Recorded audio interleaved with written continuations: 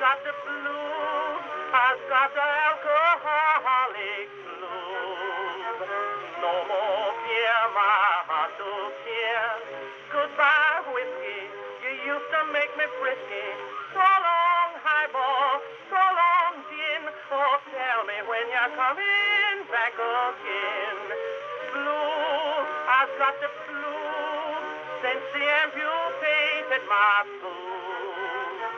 Lordy, Lordy, war is swell. You know, I don't have to tell. Oh, I've got the alcoholic blues, some blues.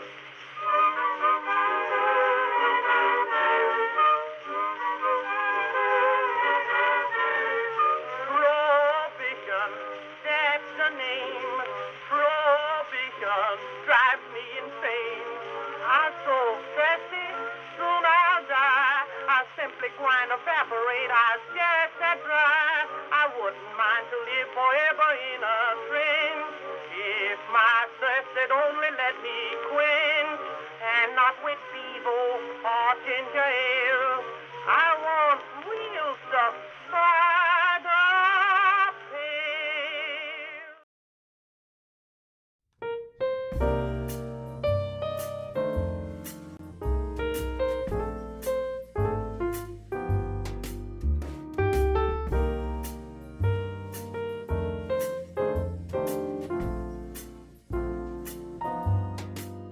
Welcome to Speak Uneazy, a safe space where cancel culture does not exist, because we are in a different prohibition era.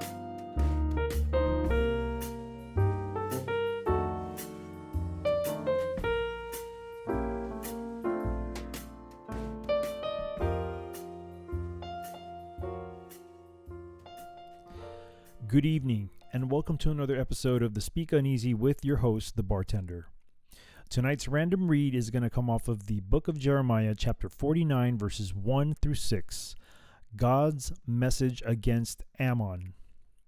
Concerning the Ammonites, thus saith the Lord, hath Israel no sons?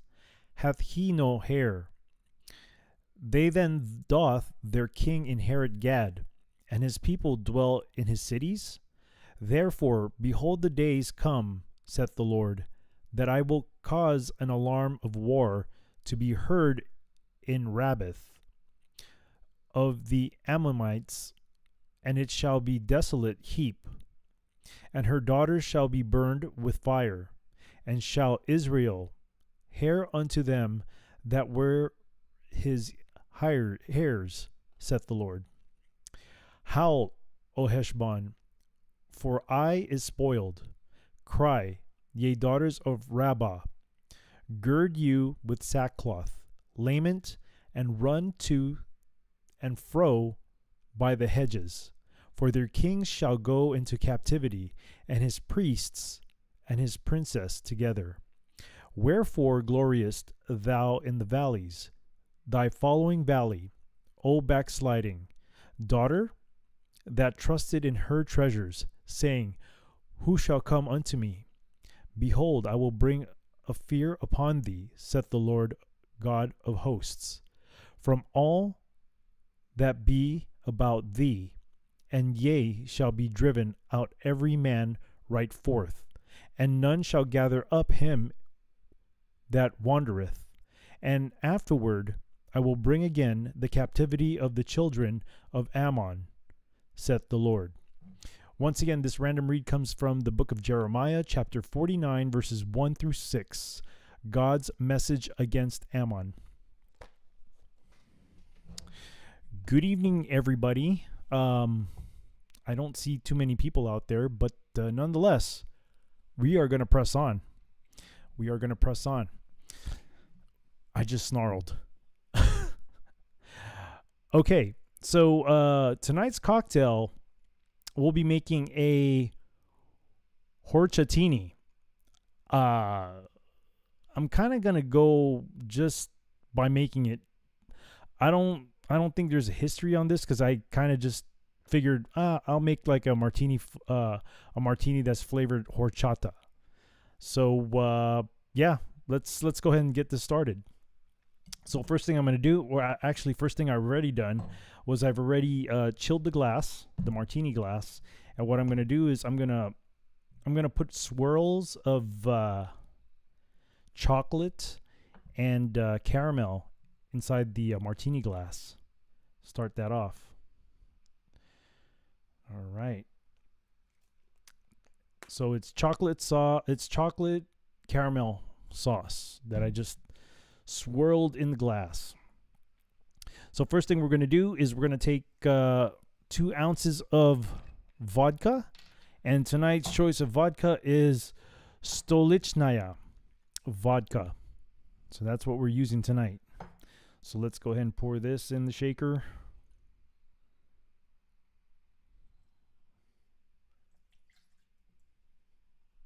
Oh boy, I just made a big mess here. Plus, my lighting here sucks. Okay, there's 2 ounces in there. And I just spilled a bunch of vodka on my desk. We're going to take 1.5 ounces of horchata liqueur. So, for those of you who don't know what horchata is, it's like... It's a Mexican drink that's like... I guess it's like rice and... I want to say like cinnamon, and it's pretty dang good. It's got the cinnamony taste to it. Not like Big Red the gum, but like more of a sweeter tone. Anyhow, we're gonna go ahead and put about 1.5 ounces of the horchata liqueur.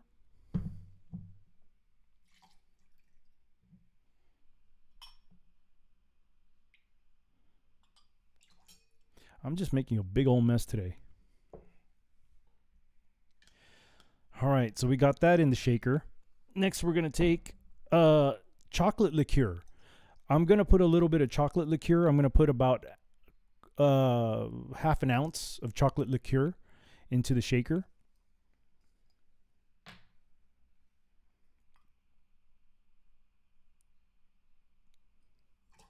So the chocolate liqueur that I'm using is by Godiva. And I just made a big mess on my desk. So I'm going to have to clean this up real quick. All right. Next, I'm going to go ahead and put ice into the shaker.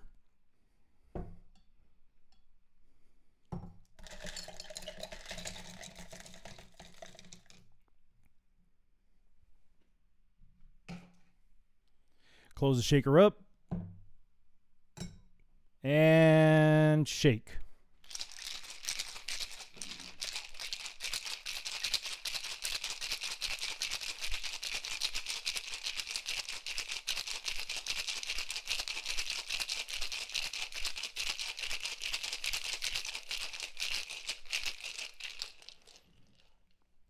All right, let's go ahead and pour this into the martini glass.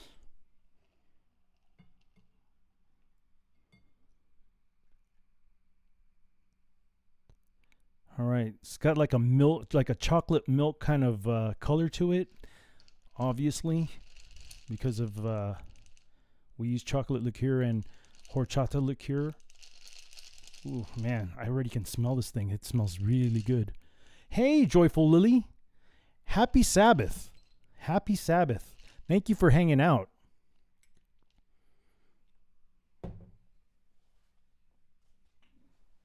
I just made a big old mess in my on my desk mixing this cocktail. So I got to clean this up a little bit. So before I even give this thing a taste, I have to clean this up right away because I don't want my desk being ruined by the by the good stuff. Move this stuff aside.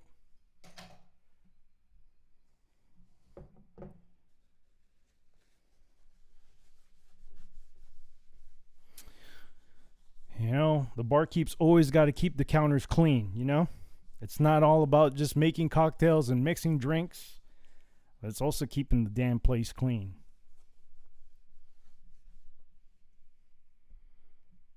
Still kind of I'm going to have to get a wipe here soon or something. Okay, so we just made the cocktail. Let's go ahead and give this thing a sip.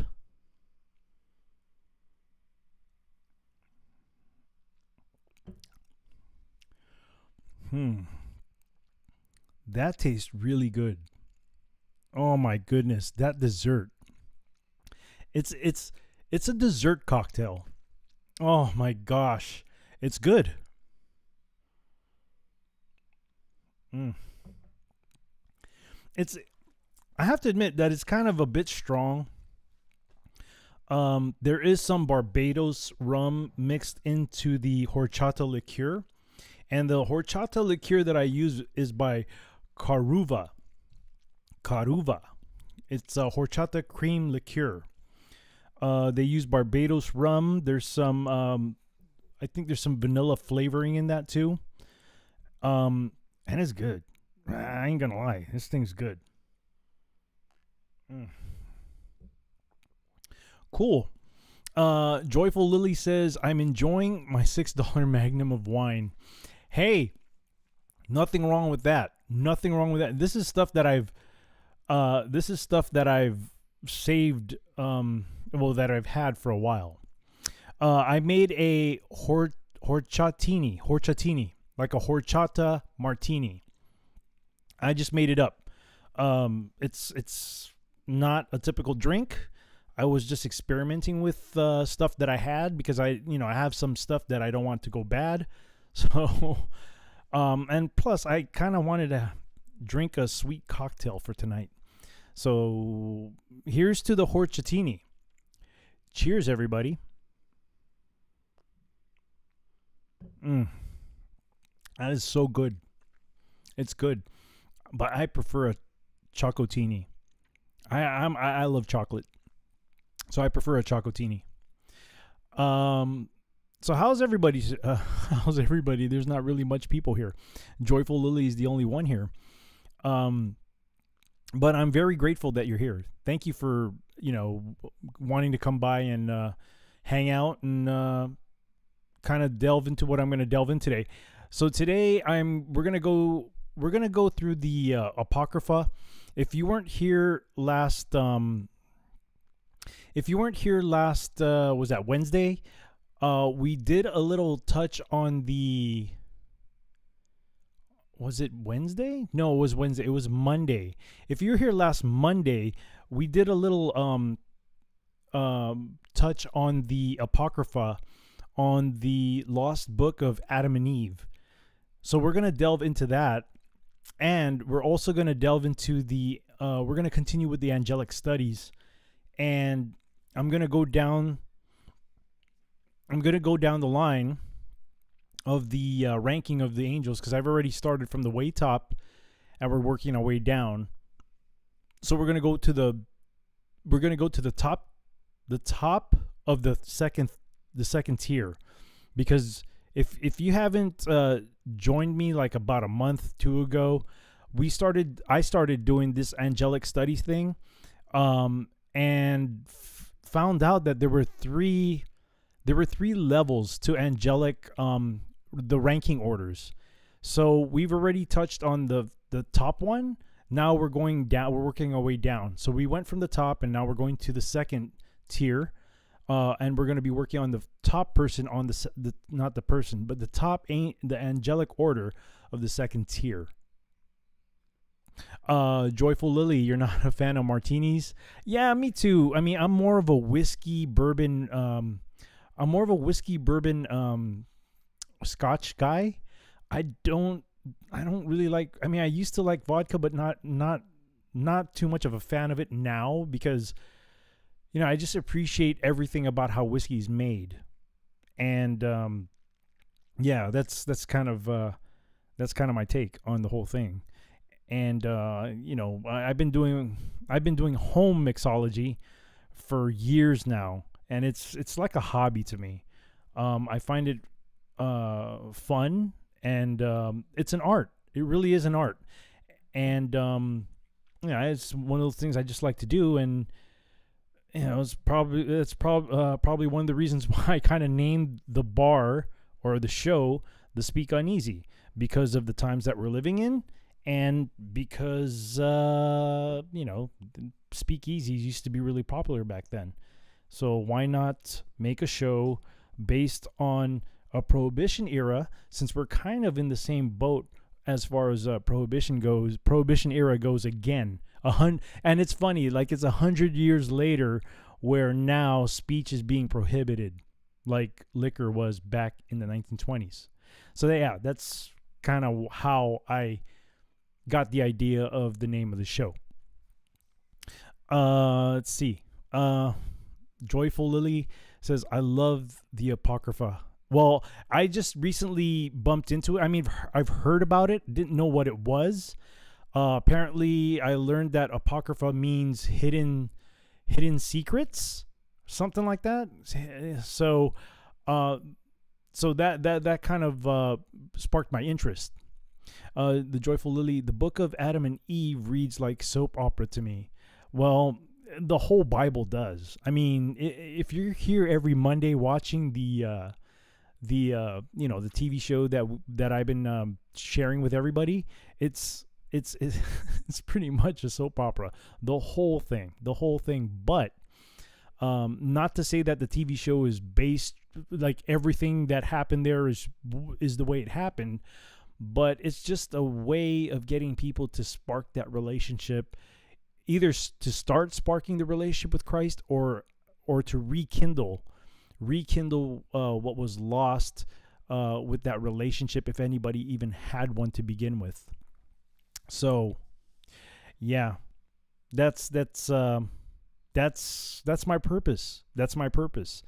In the way beginning, I was trying to figure out what worked for me and what didn't work for me, but apparently this is what God wants me to do, and I'm going to stick with it. I am going to stick with it. Let's see.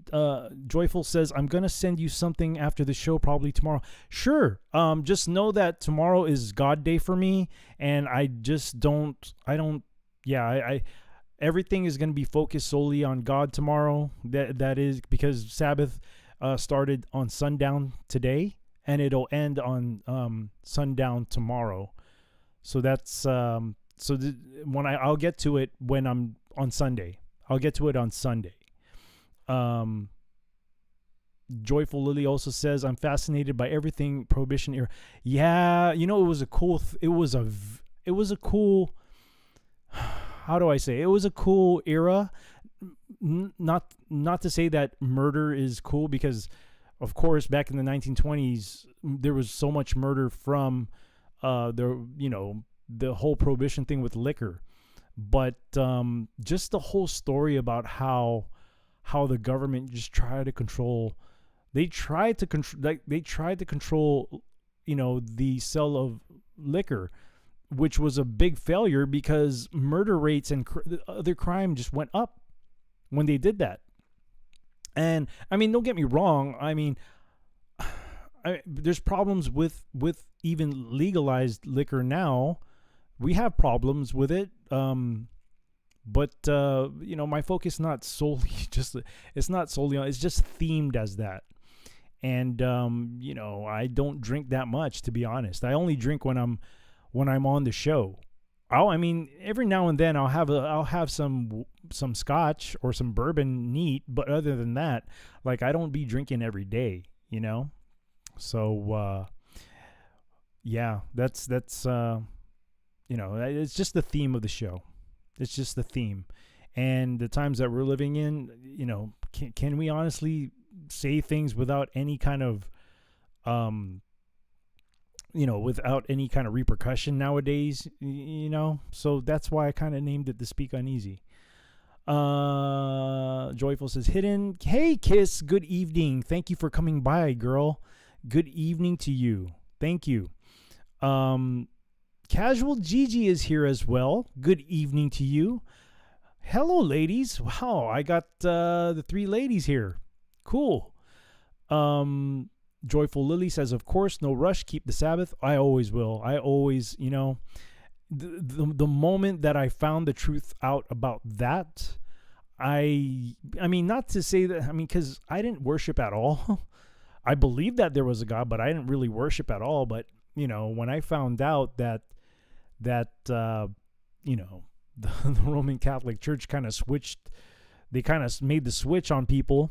And it's funny, it's not funny, but it just blows my mind that people still do, the majority of, quote, Christians still do their worship on Sundays and not realizing that they're worshiping a sun god on that day. They're not worshiping God. They're worshiping a sun god. So it just kind of blows my mind. And I try to share the truth with everybody here. So yeah. Thank you. Whiskey Blue, what is going on, brother? Thank you for coming by. I'm having a horchatini tonight. Horchatini.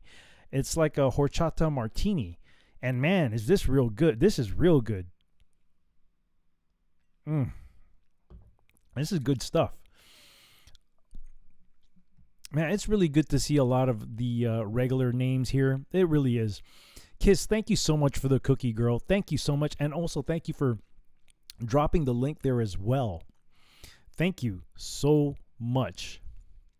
The Joyful Lily says, yep, that's what did it for me. Yeah, And here's the thing. Like, people don't realize about this whole, quote, truth movement.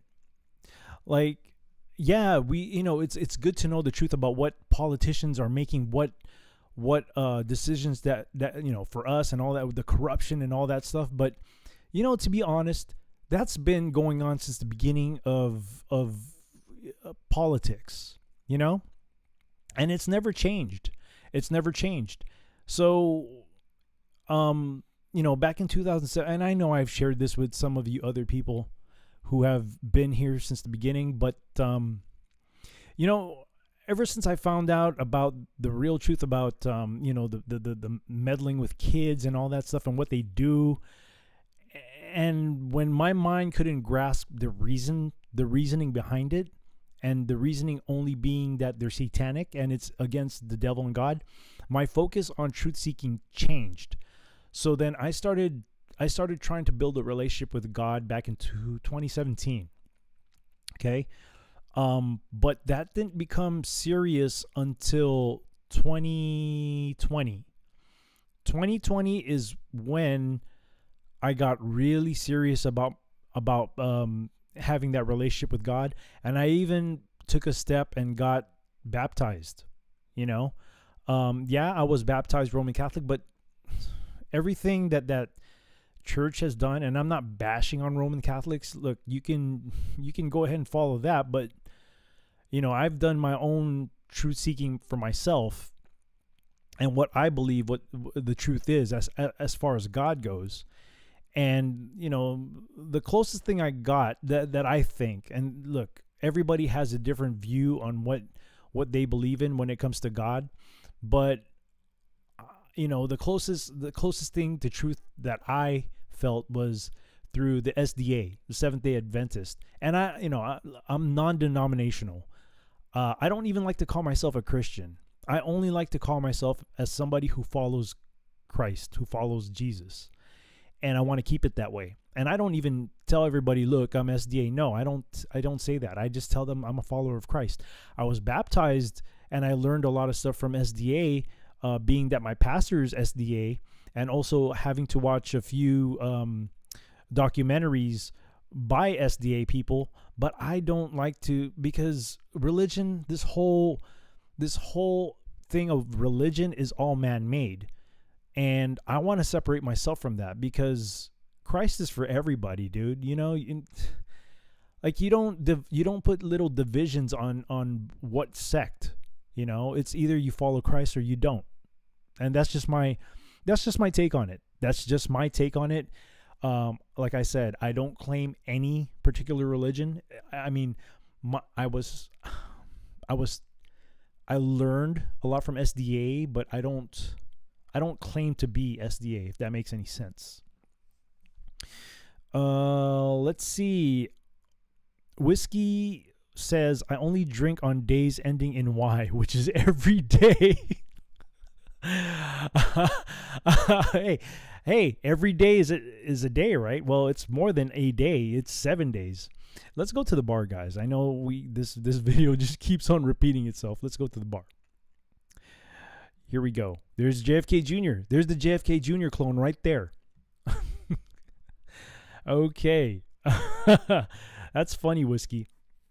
That's funny. Knowing that your name is also Whiskey, too. Let's see. Joyful Lily says, yep, that's what did it for me. Okay. Yeah, Joyful Lily, a follower of the way. Exactly, man. Yeah, I don't want to claim any quote religion, because that's what's made by man. Religion was made by man. So I just follow Christ. Oh boy. All right, ladies and gentlemen, are you guys ready to review, or not review, but are you guys ready to delve into the Apocrypha this evening with the continuation of the book of Adam and Eve?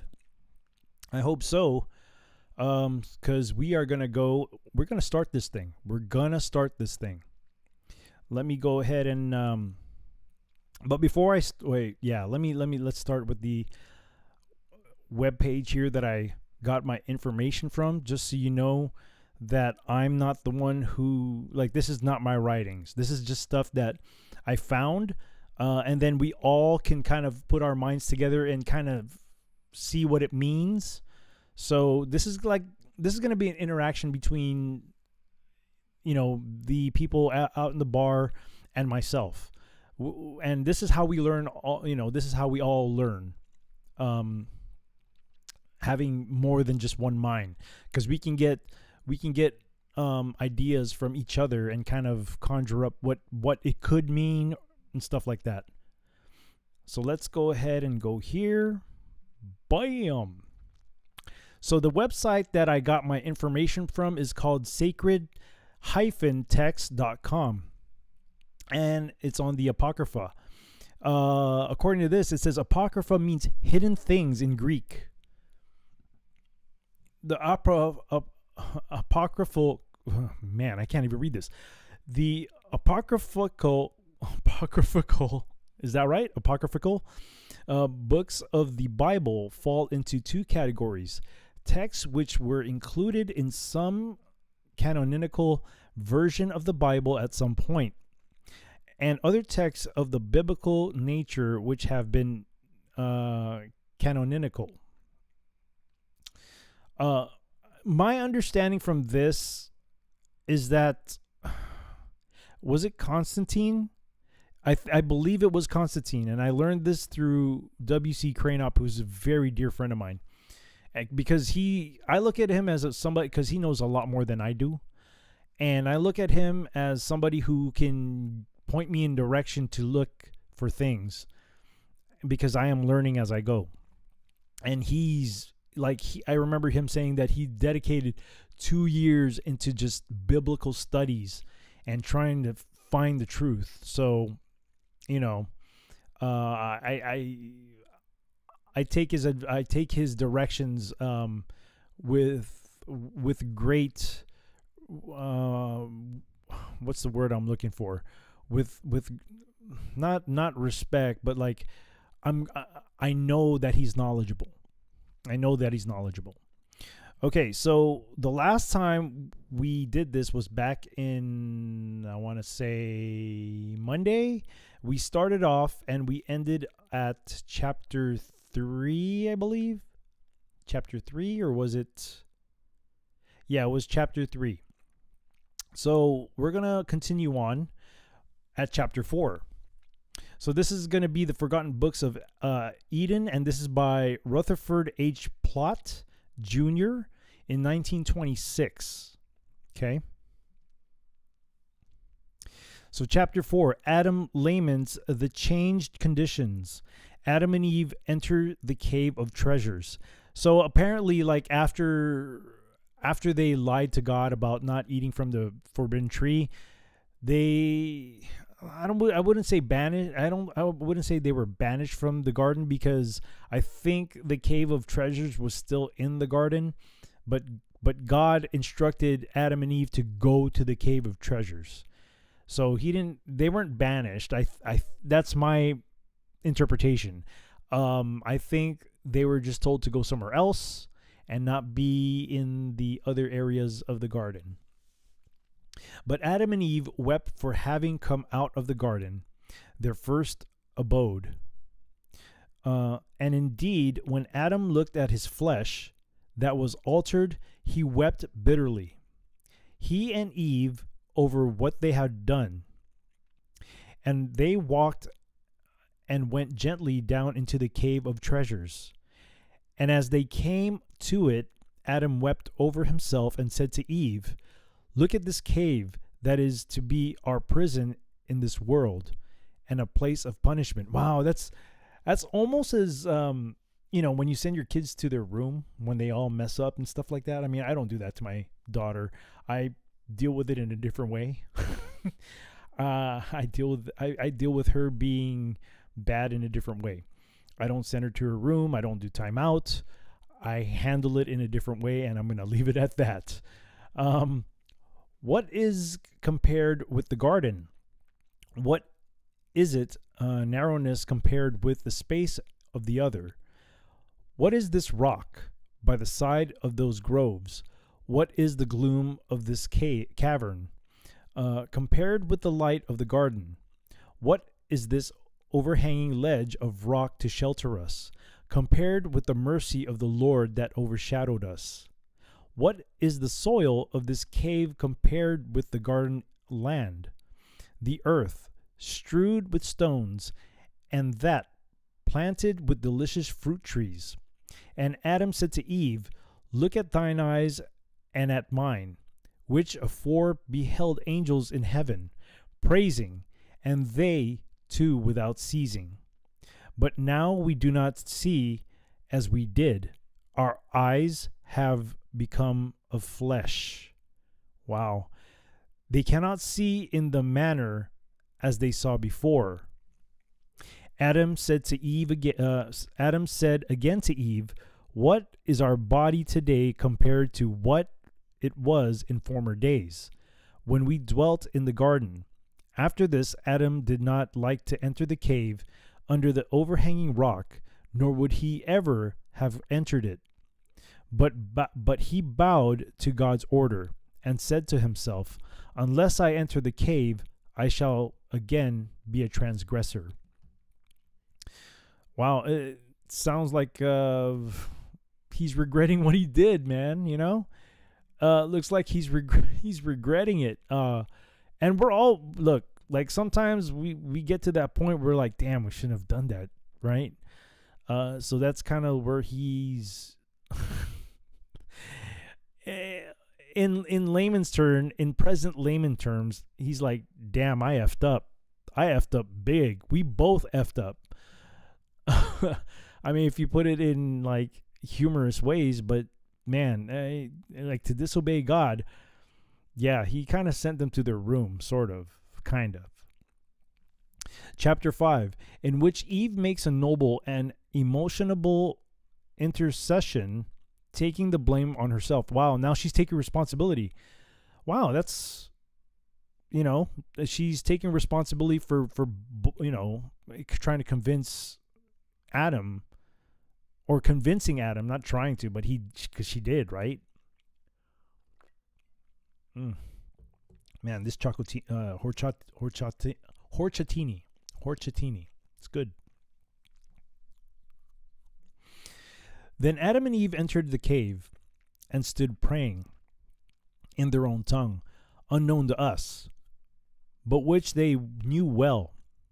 And as they prayed, Adam raised his eyes and saw the rock on the roof of the cave that covered him overhead, so that he could see neither heaven nor God's creatures.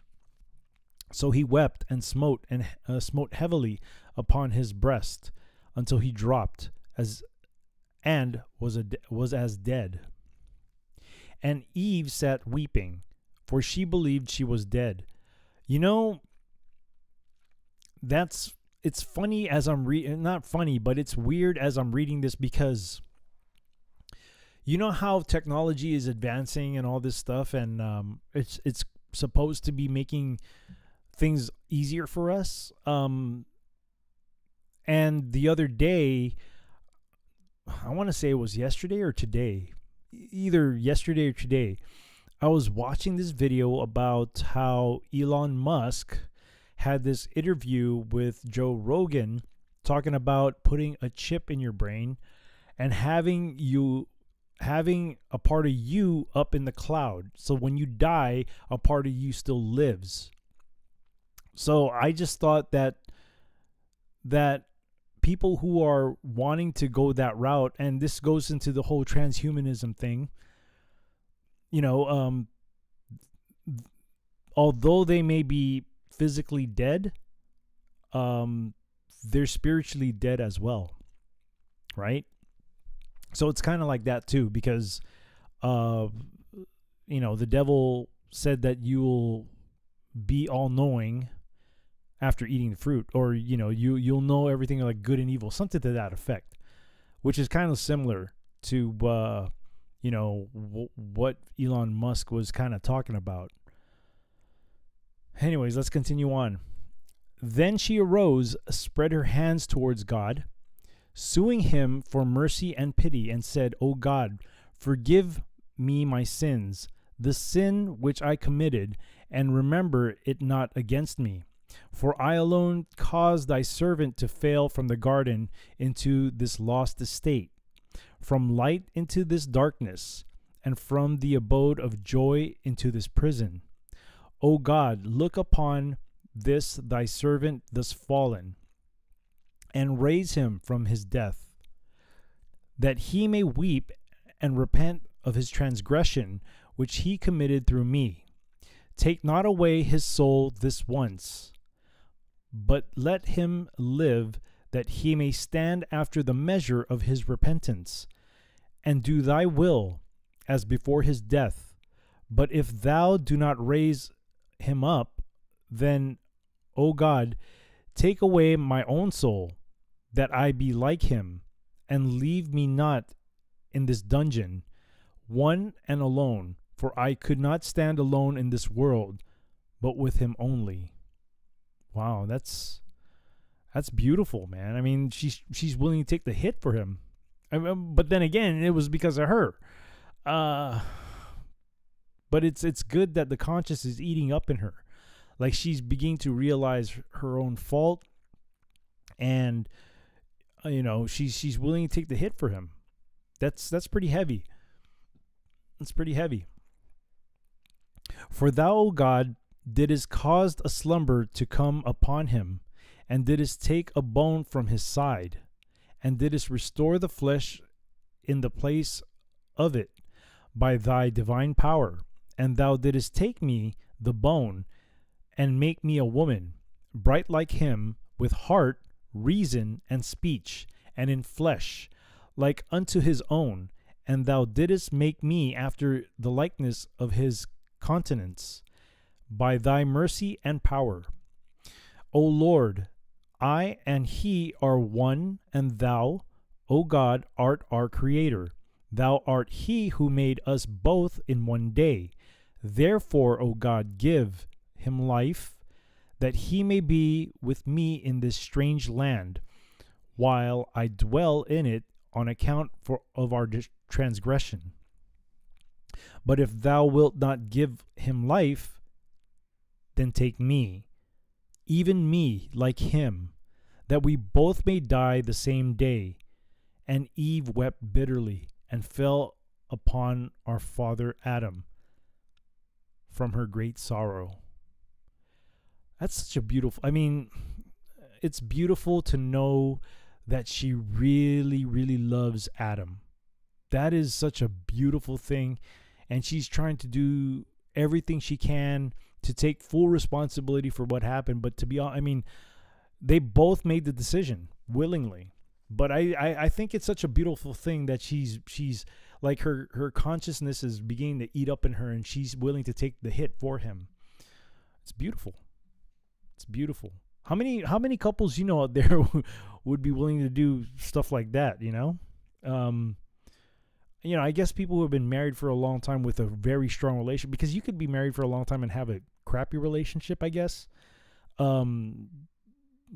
Sometimes staying just for the sake of the kids is not a good idea sometimes, because now, and I know I'm kind of veering off to another topic here, but this is my opinion.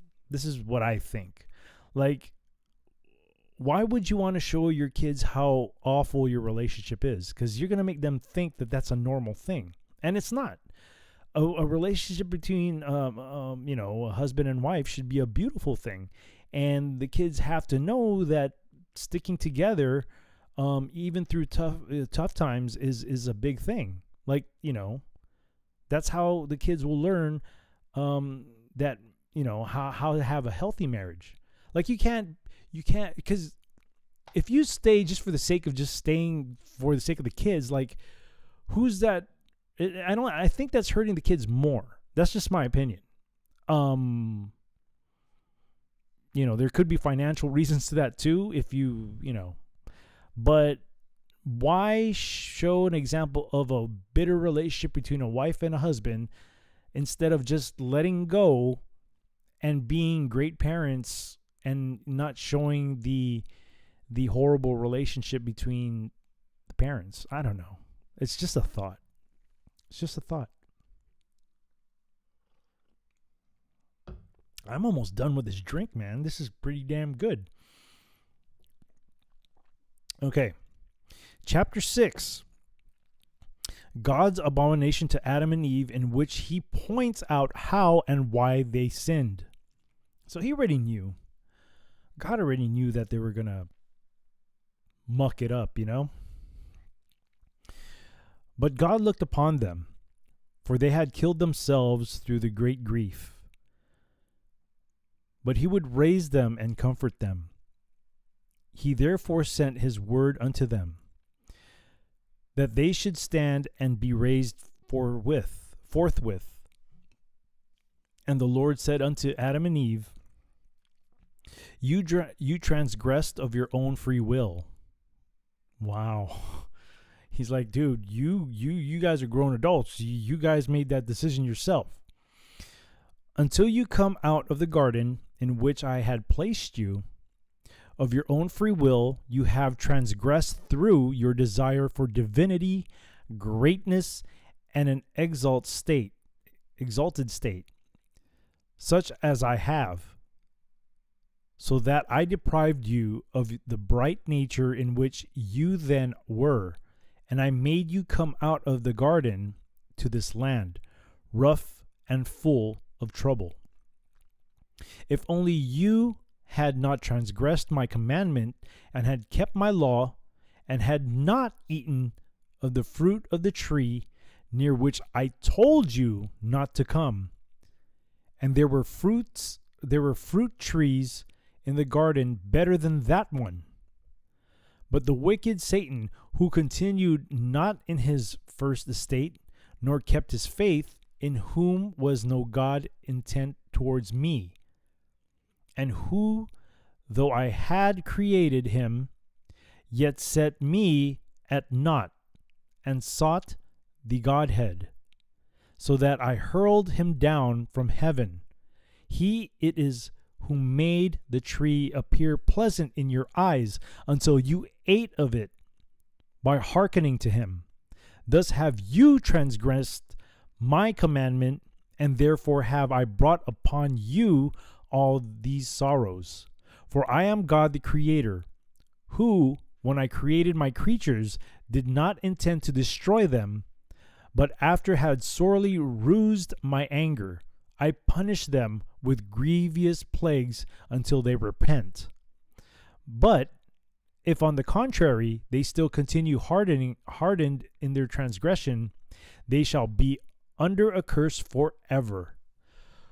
Whew, can you imagine God saying that to you? I can't. I mean, I kind of can, but man, that is some... Can you imagine? I mean, mean, look, I mean, when we were kids and we messed up and we got caught by our parents, we have our head down. We kind of didn't want to tell them the truth a little bit or whatever. We were scared. Dude, can you imagine God? I can't.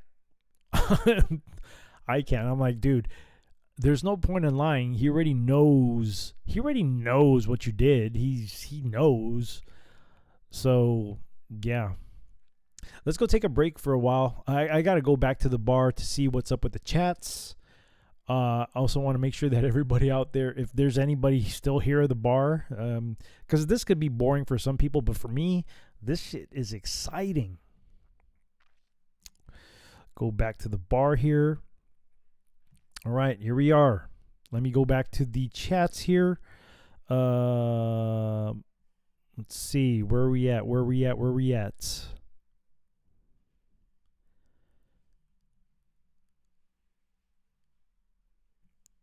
Okay, Whiskey Blue says, so bartender, if you got the jab and are now a GMO non-human, do you lose any chance for heaven? No longer in God's image? I couldn't answer that. But I mean, I'll give you my opinion on it. So you got to understand, God made us in a way where our bodies are able to self-heal itself, right? And this is the angle that I look at it. So when you decide you want to get this jab, right? You're kind of dissing God. You're saying, "Yo, God, I know you kind of created me and all, and I know we're supposed to have an immune system, but I think this one's better. It's because it's made by this pharmaceutical company." So you're putting all your trust into man at that point. So that's my take on it. And not only that, but me being more in tune with my spirituality now, like I don't want to have to take a risk of taking the quote mark of the beast willingly. So I look at that angle too, because I'm not saying that the jab is the mark of the beast, but I'm saying that if I'm going to put my trust into man's quote medicine, who knows what's in that thing? Because I don't. I've read a little bit about Moderna, and that shit is bad. That shit right there at least with Moderna, because I've read about what they do. It'll alter your DNA, and you got to remember that our DNA is the blueprint of how God created us. And if you're gonna change that, then you're basically disrespecting God in a big way. So that's my take on that. That's just my opinion. People have the choice what they want to do with their own bodies. They don't have to look at the same angle that I do, which is fine, because we're all different. I mean, as much as I want to say we're all different, we're really not. It's just that we have different views of things, right? But yeah, that's my take on it. That's my take. I don't look at it as I do kind of see it as re-altering ourselves, but it's more of what you think. Like, am I going to make this decision because I don't trust how God has made me? You know what I mean? I'm putting my trust more into man at that point. If I decided that I want to get a jab, even just making that decision of, okay, I'm going to do it. That in itself, that's already, that for me, if you've already made that absolute decision of doing it, then you've already crossed that line of putting your trust into man as opposed to putting your trust into God. But that's just me. If you follow through with it, then that puts the stamp of approval for it. But if you don't, maybe somebody kind of told you their opinion about it and stuff, and you'd be like, "Oh, I didn't see that." Then that might be forgivable, because a lot of people make these decisions without fully thinking about it, or even lack of research. Lack of self-research is a problem with people. They don't want to do the research themselves. They rely on the news to tell them what is, quote, truth. So that's a problem. That's just me. That's just me. Great question, by the way. Great question. I mean, if we're talking about, since we're talking about, we're having God talk tonight, that's my angle of looking at it,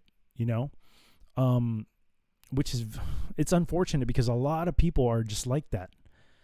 A lot of people.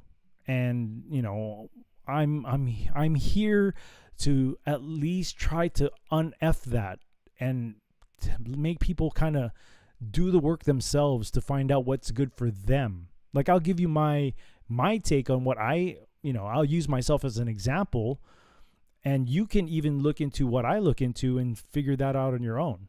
So, I hope that answered your question, but that's a great question. That's a really great question, The Joyful Lily says, my 10-year-old daughter always asks why Eve did that to us. Okay, well, that's a good, it makes sense. She's only 10, but you got to remember, it wasn't fully her.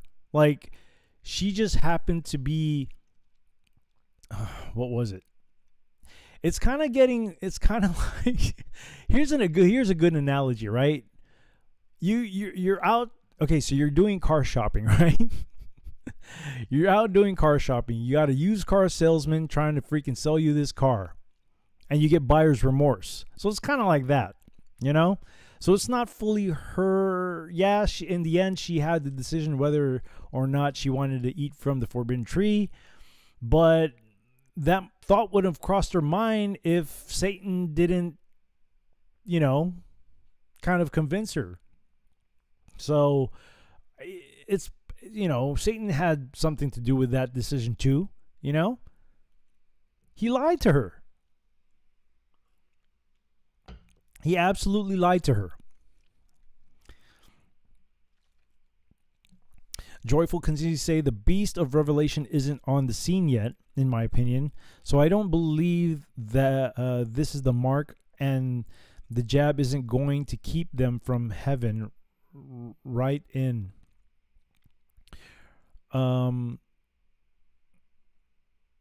No, I think, I just think that, I think that the beast is around. I have my opinions on because the beast, it doesn't have to be just one person. The beast doesn't have to be just one person. It could be an entity also, at least from what I've learned. It can also be an entity. And it could be a possibility. I have my opinion who the beast is. I may share it, I may not. I probably won't share it because it's just an opinion. Like, I really don't know. To be honest, nobody knows, because even the Lord said that no one's going to know. So I just have a guess on who I think the beast is, but just because I think it's that, excuse me, I'm just, burping. Just because I think that the person or entity could be the beast doesn't mean that that's a stamp of approval. It's just an opinion that I have. But I do think that the beast is around. And as far as the mark goes, you could be right. The jab doesn't necessarily have to be the mark, because, to be honest, here's my thing. Because they said the mark of the beast will be in the hand and in the head, right? Well, how do we know that people haven't taken the mark already? It doesn't have to be a physical thing. You got to understand that just because they don't take a chip in their hand or a chip in their brain, what if it's their thought? What if it's how they think? Because that could be accepting the beast as well. When you consciously brush God away and accept what the devil gives you and accept the devil, I think that in itself is the mark of the, quote, the mark of the beast. That's just my opinion. Because a lot of people they're alluding to things like, oh, it's going to be a chip or something with transhumanism. It could be, but what if people are already accepting to this whole evil thing already, And that's in the brain. That's in your conscious brain that you've accepted Satan, That could be a way of accepting the mark of the quote mark of the beast. It doesn't necessarily have to be an actual thing, a physical thing. It's something that you've already said to yourself and made that decision that, look, like, people might think that this is like God is not the way. They can just think that I'll do thy, what's that saying? Do thy will or whatever. Do whatever you want. Kind of that, you know what I'm talking about. I'm at a loss for words right now. But you know what I'm talking about. That's just my opinion. That is just my opinion. Joyful Lily says, I've always thought that about marriage too. I just came with that revelation too about, having to stay married for the sake of the kids. That just came to me not too long ago, maybe like a few months ago. I don't know why that thought came into my brain. I hope it's not a sign, because I'm happy where I'm at right now. I'm happy. I've never, of course, in the beginning of my marriage, I was very happy. Well, I wasn't really very happy because, sometimes pregnancy can do something to women's hormones and whatever. But anyways, that's beyond the point. I'm happy where I'm at right now. I love my family. I don't want history to repeat itself because I came from a broken home. But I have an absolutely awesome wife. An awesome wife. I have great kids, despite the fact my daughter is a little hard-headed. But then again, she's off of my tree. She's the fruit of my tree. And I was hard-headed too. And I still can be hard-headed. So, that's just genetics, I guess. I don't know. But I love my family. And I never want my kids to go through what I went through. And I don't think it would be fair. Let's just say, for argument's sake, that my wife and I just kind of had a falling out. I don't think it's fair to my kids to see my wife and I in a toxic relationship. It's not fair to them. They need to know what a good relationship is. So that's just my opinion as well. Let's see. Still here, says Joyful Lily. Whiskey Blue says, interesting for sure. I just brought the Apocryphal along with Lost Books of Enoch. That's a book that we're going to dive into, but I'm doing things in order because, this is what blows my mind, right? As far as like scripture goes, because Enoch was the closest prophet to God, and God really liked Enoch. And he was like his, how do you say? When a writer writes a book about somebody, God would tell him to be, that was God's scribe. That was his scribe. It was Enoch. And it just baffles me why the book of Enoch is not as important to be in the Bible. It just blows my mind. So what do I know?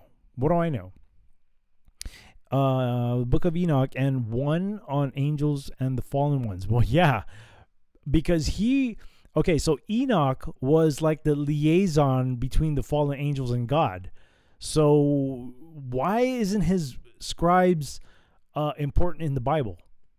I don't know. I wish I knew, but hey, we're here to all learn about what's going on here. We're all here to learn about what's going on. Casual Gigi says, and that begs the question of those who took jab, not knowing of recipe it was. Right. No, I get it.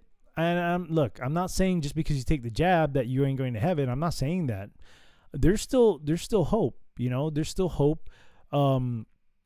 Your faith has to be really strong though. You can't just not have faith and expect to go to heaven. Like, you have to have faith, I think I've had this conversation with my old coworker one day where I think education is also a part of it too, like if people don't know, but at the same time, I'm thinking, well, there's no excuse, because if you're really concerned about all these things, you should be doing your own research to begin with, but I don't know. Like, I really don't know what the fate of people who took the jab is. I really don't know. I don't want to go up and say that, oh, they're not going to make it to heaven because they chose to take the jab. Like, that's not for me to say whether they're going to go to heaven or not. I just made the conscious decision because I know where I stand with this whole thing, but I really don't know what the fate of their, I don't know what happens to them. But they're going to find out what happens to them down the line, what the long-term effect of the jab is, I don't know what it is. It could be an introduction to transhumanism. I don't know. I really don't know. It could be an introduction to alter your DNA. I don't know. I mean, I kind of do know as far as Moderna goes, because I kind of did research on that myself, and that will definitely change your DNA makeup over time. So, as far as like them going to heaven and stuff like that, like, I don't know. I honestly couldn't say. All I know is that I put all my trust into God, and I appreciate the way that God has made me. He's made us where we can self-heal, and I have all my faith in that, on top of all the other stuff that he's given us naturally. That's the key word right there. Naturally, not man-made, but naturally, what he's created himself for us to use. So that's my take on that. Joyful says Rob Skiba does a great job of lining up the Apocrypha with Scripture, mostly Enoch, Jasher, and Jubilees. Interesting. Whiskey Blue says, I think the mark is the chip implant that's coming for digital currency, health info, parking tickets, and DMV, I think you mean info, etc. You could be right. Like, I don't know. To be honest, we can assume things. We can all assume what the quote mark of the beast is. But all I know is that in Scripture it says people will get it either in their hand or in their head. So I don't know. Could it be a chip? It could be. It could be. But we don't know. We don't know. But I can see how you think it would be a chip because of the things that you've mentioned. I can see that. I can definitely see that, but we don't know. To be honest, we don't know. And as long as you're not accepting any outside thing to go in you, maybe you could be fine. But honestly, like I said earlier, the mark could be just your thoughts. It could just be simply your thoughts. Maybe we're just overthinking these things. I really don't know. I don't know. But there's good clues that, since we won't be able to make purchases and all that stuff, that's a good clue. But to be honest, we really don't know. Let's see. Gunny308 is in the bar. Welcome. Thank you, Kiss, for dropping the link as well. Thank you so much. If you guys check out my link tree, those are all the social medias that I'm in, where you can follow me, and also other means of how you can support the bar. If you guys don't know already, I'm having a sale on my merch store for 10% off using the discount coupon CORN, and it's spelled with a C, not like the band Corn, like the food corn, all in caps. I just wanted to clarify. Somebody asked me last week, or not last week, but last Wednesday, is that corn with a K like the band? I'm like, no. I'm just saying. Casual Gigi, a spiritual mark. True, but that spiritual mark can also be in thoughts. It could be in thoughts. I'm just trying to keep my mind open to any type of possibility. And we all should, because we don't know what the answers are. We don't know. We just don't know. So you need to keep an open mind to possibilities of what it could be, Keep an open mind. If you keep an open mind, that means your eyes are wide open to every angle. That's what that means. Being open-minded doesn't mean accepting to things that are, perverse or whatever. It's just, for me, having an open mind is just having your eyes open to every angle, because we don't know. Whiskey Blue says, Lucifer and the fallen ones are still here. They've never left. They are the ones heading the deep state, along with the Illuminati, the Z bankers. Absolutely, they're the minions. I don't think that they're the actual. I think they're taking orders from the devils and stuff like that.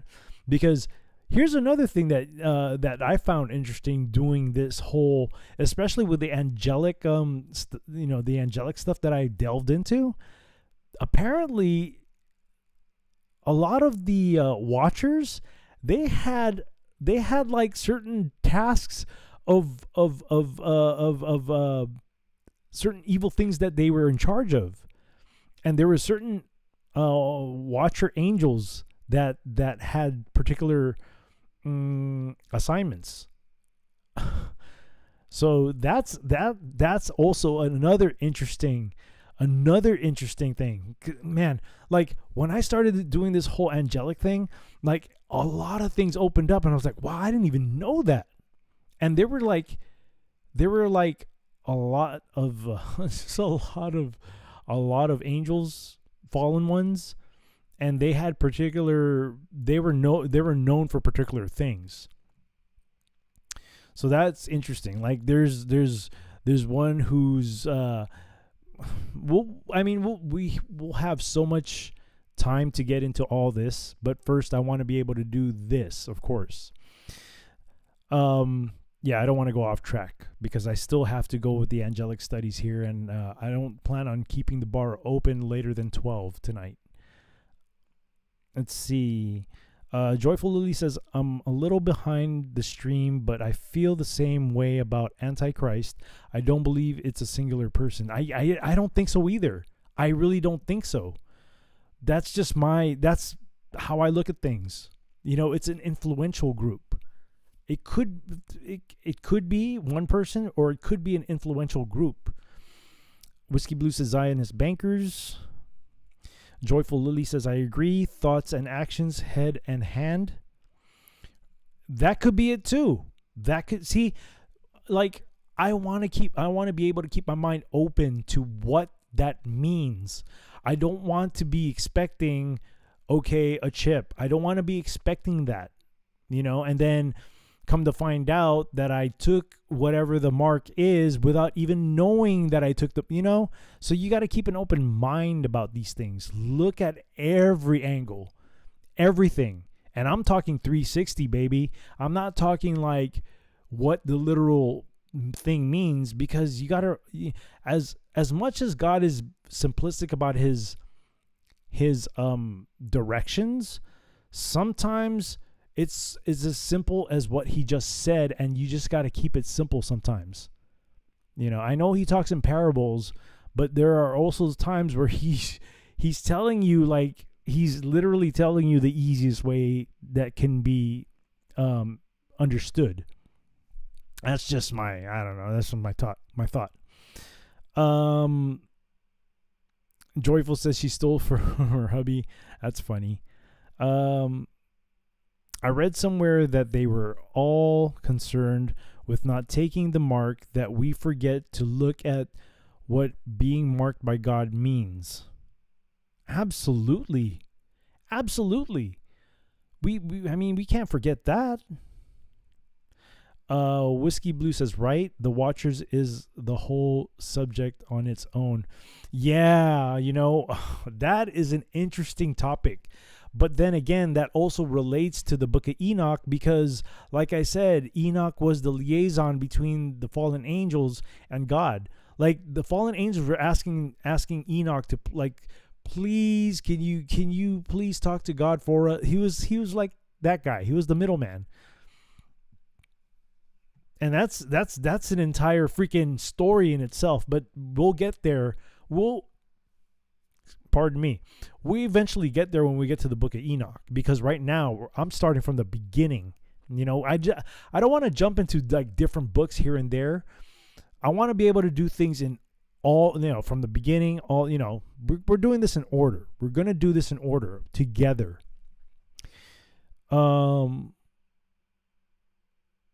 Rapture Ready. Good evening. Thank you for coming to the bar. Nice to see you. Chuck Missler does a great 2-session teaching on the rapture. It's on YouTube. Yeah, I've seen a couple of his videos. I also have a book that he wrote too. So yeah, I do know about Chuck Missler. I do. All right. Okay, so we're gonna put the pause on. We're gonna put the pause on. Hold on. We're gonna put the pause on the book of Adam and Eve for today, and we're gonna continue that on Monday. Who knows? Maybe I might open up on Sunday too, because this is a lot of content. This is a lot of content. And like I said, like these are not my readings or anything like that. This is a means of all of us to put our minds together and try to learn all together. You know, because these things were hidden. These things were hidden, and I wonder why they were hidden. So right now, let's get into the angelic part, the angelic studies of this. And let me see here. Okay, let me just bring you guys to where I'm at. Bam. And let me just adjust this video real quick, so you don't have to see the stupid ads right there on the side. So the first article that we have here, and I should start off by this first, just so I can share this with you guys. Let's start here first, okay? Because I think this is important, because we need to know, like, if people just catching the stream now, like if we have new people coming in, they might be kind of confused about what we're talking about. So according to, this is on Wikipedia about Christian angelology. It's like the study of angels. If you guys don't know, there's like 3 spheres. There's like 3 levels of the angel hierarchy. Okay. So being the very top, we'll start from the very top. We've already reviewed, okay, you got the first sphere, and from the top to the bottom, from the highest to the lowest, you got the seraphim, the cherubim, and then the thrones. And then we have the second sphere, which is the second level. We have the dominions or lordships, the virtues, and then the powers of authority. And then on the third sphere, which is like the third level, which is the lowest, we have principality or rulers, archangels, and then your regular angels.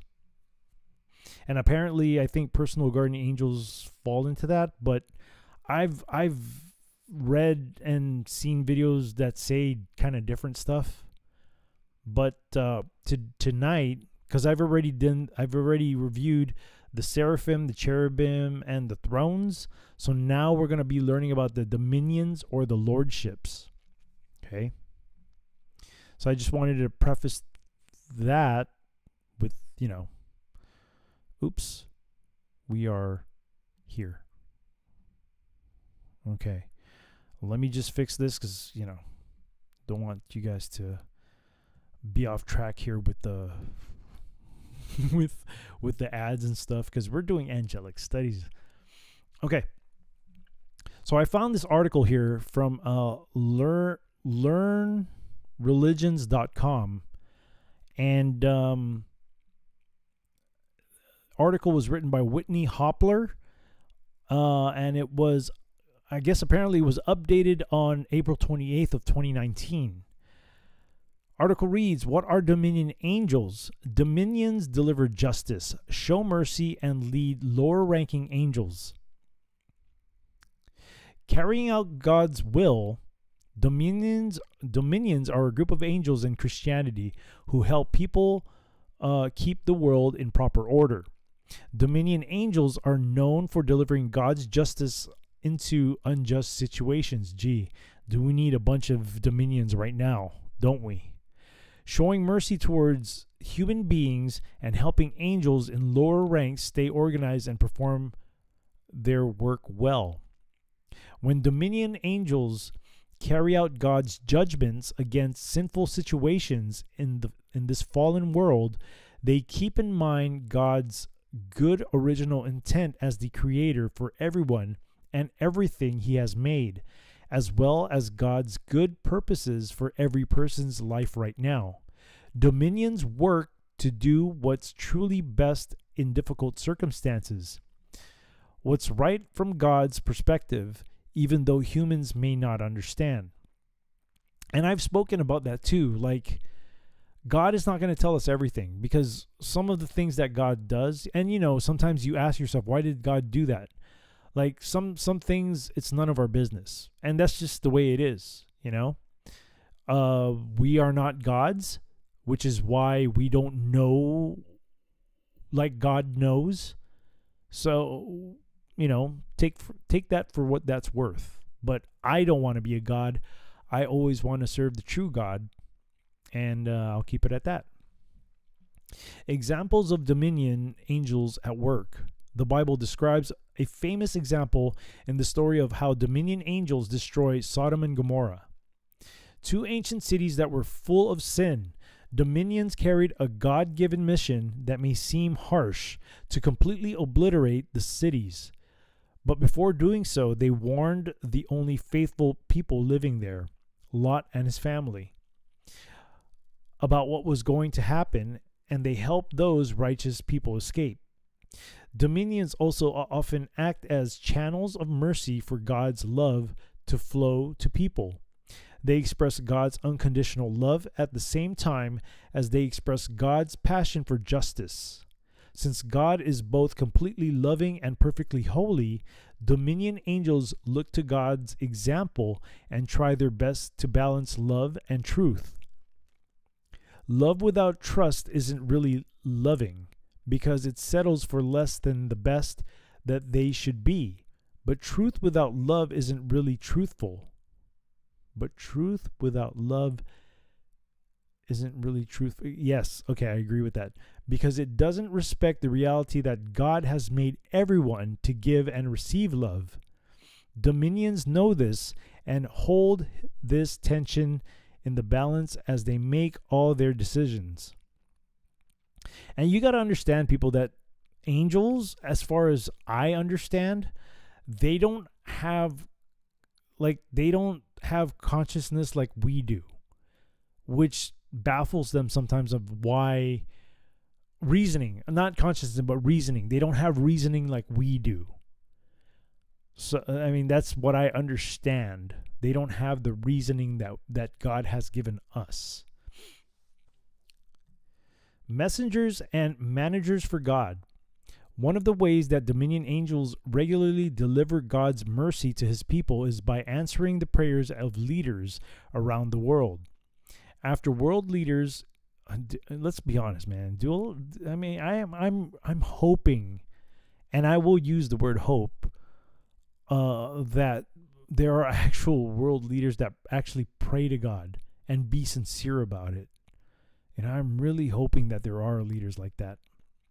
After world leaders in any field, from the government to business, pray for the wisdom and guidance about specific choices they need to make. God often assigns dominions to impart that wisdom and send fresh ideas about what to say and do. Archangel Zadkiel, the angel of mercy, is a leading dominion's angel. Some people believe that Zadkiel is the angel who stopped the biblical prophet Abraham from sacrificing his son Isaac. Wow. At the last minute, by mercifully providing a ram for the sacrifice God asked for, so Abraham wouldn't have to harm his son. Others believe that the angel was God himself, an angelic form as the angel of the Lord. Today, Zadkiel and the other dominions who work with him in the purple light ray urge people to confess and turn away from their sins so they can move closer to God. They send people insights to help them learn from their mistakes while assuring them that they can move forward into the future with confidence because of God's mercy and forgiveness in their lives. Dominions also encourage people to use their gratitude for how God has showed them mercy as motivation to show other people mercy and kindness when they make mistakes. Oh man, that's beautiful. Dominion angels also regulate the other angels in the angelic ranks below them, supervising how they perform their God-given duties. Dominions communicate regularly with the lower angels to help them stay organized and on track with the many missions God assigns them to carry out.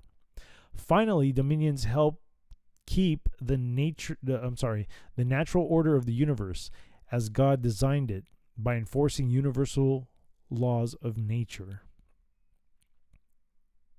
So this article again was written by Whitney Hopler, and this was from learningreligions.com. It was updated on April 28th of 2019. Let us go back to the bar, ladies and gentlemen. Here we go. And let me go back. All right. Go back to the chats here, see what's going on. Whiskey Blue says, no, let's do it from step one. I'm totally on board, bro. Man, Whiskey, of course, yeah. No, this is the agenda that it's going to be. It's going to be in order. As much as some of these books may be interesting, there could be some books out there that are going to be boring too, but you know, there's only one way to learn how this whole thing is if we go in order. Because if we jumble back and forth, and I'm not saying that you're trying to convince me to go just to the Book of Enoch, because I know you're not. I know that you're saying that the Book of Enoch is an interesting book, and it really is. And it blows my mind to think why it's not part of the Bible. That's why it's in the Apocrypha, right? Hidden. Let's see. P Quest, welcome to the bar. Thank you so much for the can. Thank you so much. All right. So I'm caught up there with the chat log here. Shall we continue with the other article that I found about the Dominion Angels? Man, this is interesting stuff. It really is, and it just blows my mind to think that why didn't I even look at this stuff to begin with? Why was I so concerned about what politician was doing what? I mean, I get it. It's one of those, I guess, those, I fell into it. I fell into it back in 2006 when after watching freaking Loose Change. My focus was on, quote, finding out what the government was doing to its own people. And to be honest, it kind of steered me away from even looking at this stuff, which is a lot more interesting. All right, let's go here. Bam. So this right here is called occult-world.com. Let me see if it has somebody. Okay, so I guess the source of this one was from Encyclopedia of Angels by Rosemary Gilly. And there's no date on this thing. Apparently they have a bunch of cool books here about angels and stuff. Anyhow, let's go ahead and read what it says about dominions. Dominions, lords, lordships. In the pseudo-Dionysian hierarchy, the fourth highest order of angels who regulate the duties of other angels and make known the commandments of God. Dominions are also channels of mercy. The term dominion refers to lordships, rule, or special meaning. Use of the term dominions as a class of angels occurs in apocryphal writings influenced by the New Testament passages that suggests designations of heavenly powers. For example, Ephesians chapter 1 verses 21 states that God has raised Christ far above, all rule and authority and power and dominion and every name that is named. And Colossians chapter 1 verses 16 states that in Jesus Christ all things visible and invisible in heaven and earth are created, whether thrones or dominions or rulers or powers. The Testament of Adam describes dominions as rulers over early kingdoms who decide the outcome of wars. In battles, they are angels riding on red horses. Second Enoch states that when Enoch is taken to the seventh heaven, he sees an exceptionally great light and all the fiery armies of the great archangels and the incorporeal forces of the dominions and the origins and authorities of the cherubim and the seraphim and many-eyed thrones.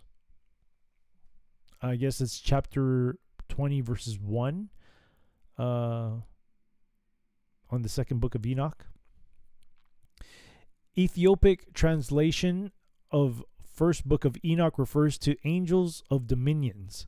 The Apocalypse of Zephaniah sees angels who are called lords. When he is taken to the fifth heaven, in Rudolf Steiner's three-tiered structure of the angelic realm, the Curiotates may equate with dominions. St. Augustine agreed with St. Paul that there exist seats, thrones, dominions, principalities, and powers in the heavens, but he did not know specifically what they are or the difference between them. According to Agrippa, dominions are associated with the air element. They help humans overcome their enemies. In Kabbalistic lore, dominions, along with powers and virtues, form one of the four triplicities of intelligible hierarchies. There are one of the ruling angelic orders of Hest, which is mercy, I guess. The fourth Sephira of the tree of life. Dominions are sometimes equated with Hasmalim. Let's see. I guess this is referring to a book. Van der Toorn, Carol, Bob Becking, and Pieter W. van der Horst. Dictionary of Deities and Demons in the Bible. Second edition. Okay. They're just stating their source, I guess. So once again, this was from the occult-world.com under Dominions, and this was the source of it was Encyclopedia of Angels by Rosemary Guillory. Now let's go ahead and go back to the bar. Bam. Cool.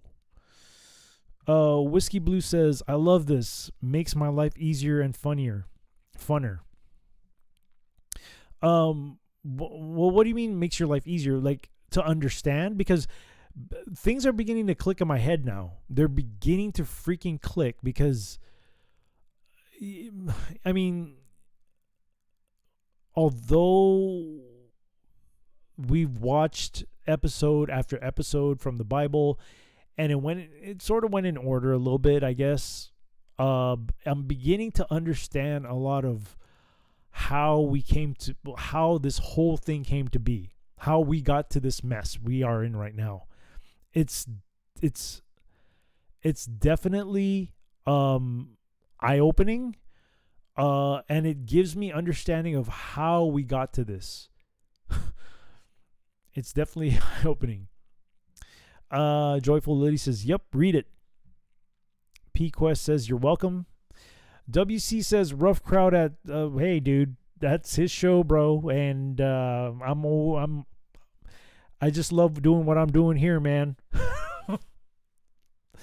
So whatever the crowd's doing there is what they do there, and they're more than welcome to come over here, where you're actually learning stuff about for me, I'm beginning to understand how we got to this mess.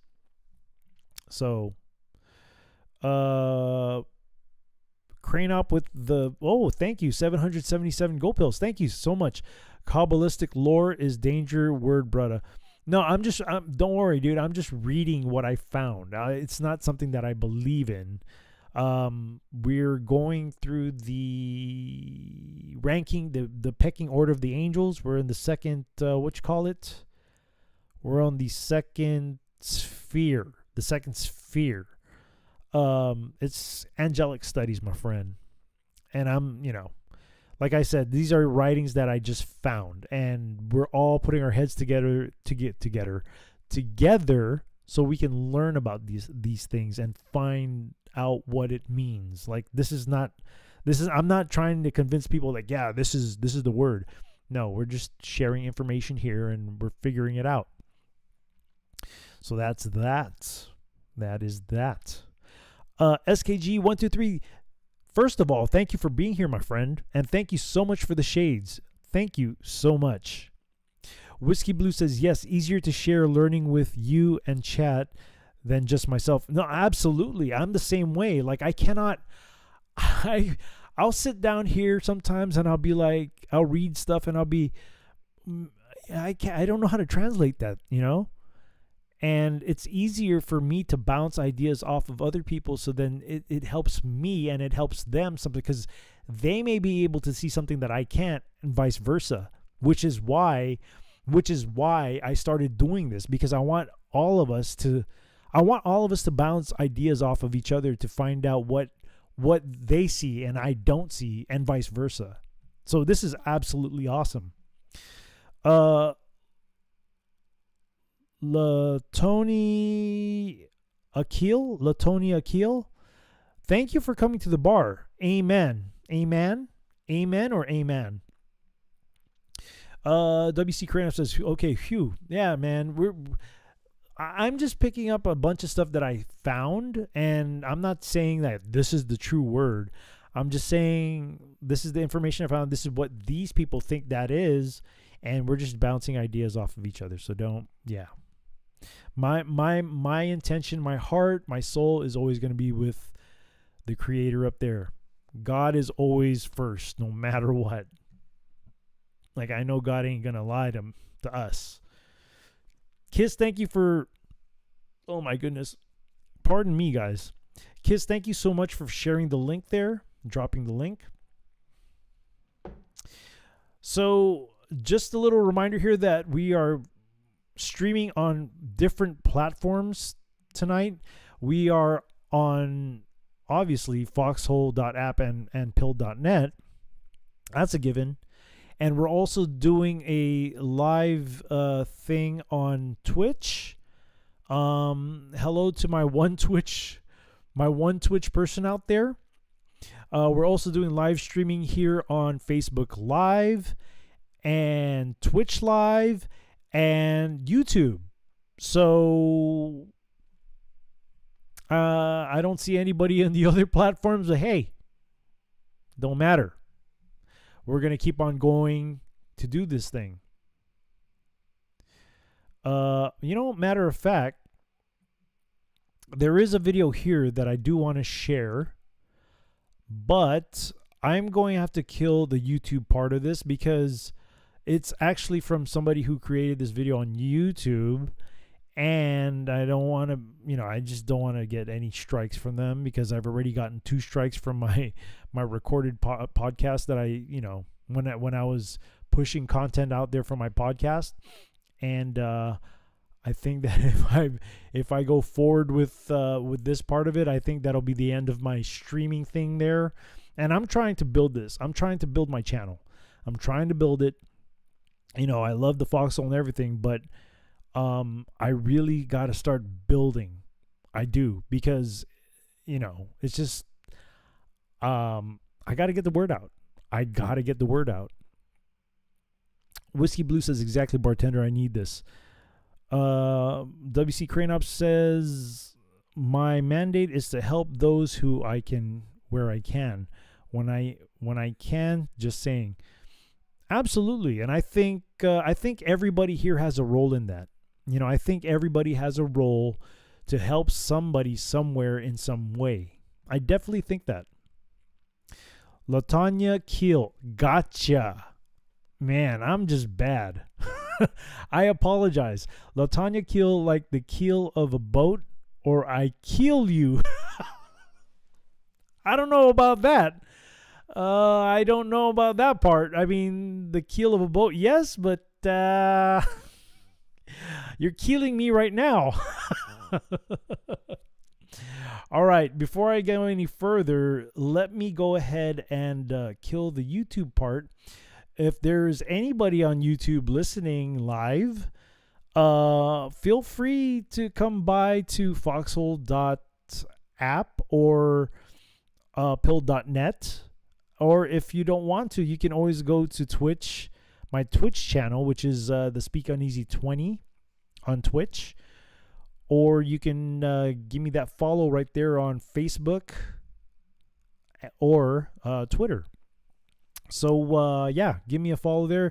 And if you don't want to come over to, I would highly encourage you to do so, especially if this is the kind of content you like to listen to. If you like truth seeking, then please come over to the Foxhole. Please. And pill.net. So let me just kill... I'm not Facebook, but let me just kill YouTube real quick.